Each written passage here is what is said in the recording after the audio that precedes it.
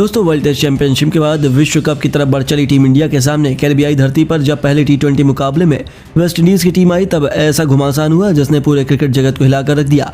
इस महामुकाबले में जब सिक्का उछला तो किस्मत चमकी थी हार्दिक पांड्या की। उन्होंने टॉस जीतकर मेजबानों को पहले बल्लेबाजी करने का न्योता दिया था। वेस्ट इंडीज के बल्लेबाजों को लगा कि वह अपने खौफनाक बल्लेबाजी से कोहराम मचा सकते हैं। हालांकि भारतीय गेंदबाजों से पार पाना इतना आसान नहीं था, पर दोस्तों टी20 को बेताज बादशाह माने जाने वाली वेस्ट इंडीज की टीम कुछ ऐसा कर जाएगी इसकी उम्मीद तो शायद किसी ने भी नहीं की थी। पारी की शुरुआत करने आए कार्ले मायर्स ने शुरू से ही भारतीय गेंदबाजों को रिमांड पर लेते हुए केवल 25 गेंदों में ही अपना अर्धशतक पूरा कर दिया और भारतीय टीम के पसीने छुड़ा दिए थे। हालांकि राहत की बात यह थी कि दूसरी तरफ से मोहम्मद सिराज की आंधी ने वेस्ट इंडीज के टॉप ऑर्डर को तहस नहस कर दिया। सिराज के साथ मिलकर अर्शदीप ने एक के बाद एक लगातार 3 विकेट चटकाकर वेस्ट इंडीज की कमर तोड़ दी थी। एक समय तो ऐसा लगा था कि वह 120 रनों तक भी नहीं पहुंच पाएंगे, लेकिन उनके लिए मुश्किल की घड़ी में संकट मोचन बने उनकी टीम के सबसे बड़े खिलाड़ी और कप्तान निकोलस पूरन। इस खिलाड़ी ने अपनी टीम को संभालने की जिम्मेदारी अपने कंधों पर उठाई और टीम इंडिया के गेंदबाजों की धज्जियां उड़ानी शुरू कर दी। युजवेंद्र चहल से लेकर मोहम्मद सिराज, उमरान सभी की जमकर पिटाई करते हुए पूरन ने भी केवल 30 गेंदों पर अपना अर्धशतक पूरा किया।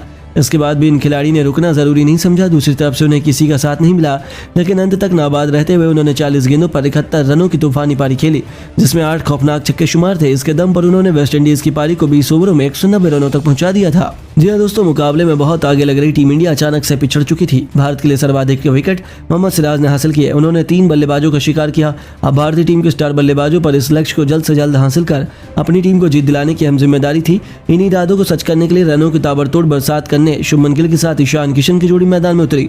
ये दोनों कमाल के फॉर्म में चल रहे थे और पहले ओवर से ही इन्होंने इसका नजारा कोई दुनिया को दिखाना शुरू कर दिया। आपको बता दें, जहां एक तरफ ईशान किशन ने आते ही पहली गेंद पर तूफानी छक्का बटोरकर अपना खाता खोला, तो गिल ने भी शानदार कवर ड्राइव चौका जड़कर अपनी पारी की शुरुआत की थी। इन दोनों का बल्ला पावर प्ले में जमकर गरजा। 6 ओवरों को बखूबी फायदा उठाते हुए उन्होंने अपनी टीम को 62 रनों तक पहुंचा दिया था। जीत की नींव बिछा दी थी। ऐसा लगा था कि अब तो टीम इंडिया को कोई हरा ही नहीं सकता, लेकिन फिर होता है वेस्ट इंडीज की वापसी का शंखनाद। जेसन होल्डर ने आते ही लगातार 2 गेंदों पर पहले गिल तो फिर अगली गेंद पर ईशान किशन को चलता कर भारतीय टीम को 2 करारे झटके दिए थे। गिल 32 रन बनाकर पवेलियन लौटे, तो वहीं ईशान किशन ने भी 35 रनों का योगदान दिया।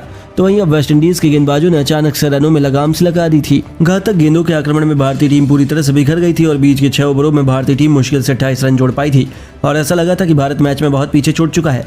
यहाँ से वापसी कर पाना बहुत नामुमकिन है, लेकिन टीम इंडिया की लाज बचाने के लिए फिर दहाड़ता है सूर्या का बल्ला। जी हाँ दोस्तों, इस खिलाड़ी ने परिस्थितियों के हिसाब से संभल कर बल्लेबाजी की थी, लेकिन जैसे ही हार्दिक पांड्या मैदान पर बल्लेबाजी करने आए, इन दोनों ने चौके छक्कों की ऐसी झड़ी लगाई कि वेस्ट इंडीज के साथ साथ पूरी दुनिया केवल देखती ही रह गई।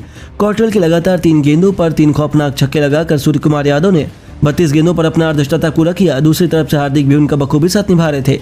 इन दोनों के बीच पलक झपकते ही 90 रनों से भी अधिक की पार्टनरशिप हो चुकी थी और मुकाबले में टीम इंडिया वापसी कर चुकी थी। देखते ही देखते मैच अंतिम ओवर में पहुंच चुका था, जहां अभी भी जीत के लिए 20 रन चाहिए थे और मैदान में मौजूद थे भारत के 2 सबसे बड़े मैच विनर। दोस्तों, वेस्ट इंडीज की तरफ से अंतिम ओवर लेकर आए थे अलजर्री जोसेफ। वहीं पूरा स्टेडियम इन दोनों बल्लेबाजों के लिए नारे लगा रहा था। पहली गेंद पर हार्दिक पांड्या केवल 2 रन ले पाए, दूसरी गेंद पर उन्होंने चौका जड़ दिया, लेकिन तीसरी गेंद पर अलजारी ने उन्हें केवल सिंगल लेने दिया। पहली 3 गेंदों पर 7 रन बना चुके थे। अब अंतिम 3 गेंदों पर जीत के लिए 12 रनों की दरकार थी। अब स्ट्राइक पर थे दुनिया के नंबर 1 टी20 बल्लेबाज सूर्या। भारतीय टीम को अपने जीत नजर आ रही थी, तो वहीं पूरा स्टेडियम उनके नारों से गूंज रहा था। दोस्तों, सूर्या की आंखों में अंगार थे। गेंदबाज का भी हौसला बुलंद था। उन्होंने एक जबरदस्त यॉर्कर डाली, लेकिन सूर्या तो शेर पर सवा शेर है। उन्होंने अपने घुटने टेककर विकेट के पीछे इतना शानदार शॉट लगाया कि गेंद तारामंडल में चुमंतर सी हो गई। इस तूफानी छक्के की बदौलत मुकाबला अंतिम 2 गेंदों में चला गया, जहां भारत को जीत के लिए 6 रन चाहिए थे, लेकिन बदकिस्मती से 5वीं गेंद डॉट बॉल हो जाती है। अब मैच पूरी तरह से फंस चुका था। अंतिम गेंद पर जीत के लिए एक बड़ा छक्का चाहिए था। इस बार भी गेंदबाज ने चालाकी दिखाई और सूर्या ने उन्होंने बहुत गेंद दूर फेंकी, पर सूर्या से पार पाना उनके बस की बात नहीं थी। इस खिलाड़ी ने आगे बढ़कर गेंद को कवर के ऊपर से छक्के के लिए मारकर टीम इंडिया को असंभव सी जीत दिला दी थी। हर तरफ केवल खुशियों का माहौल था, तो वही वेस्ट इंडीज अपनी आंखों पर भरोसा नहीं कर पा रही थी। उनके हाथों से एक जीता हुआ मुकाबला सूर्या छीन ले गए।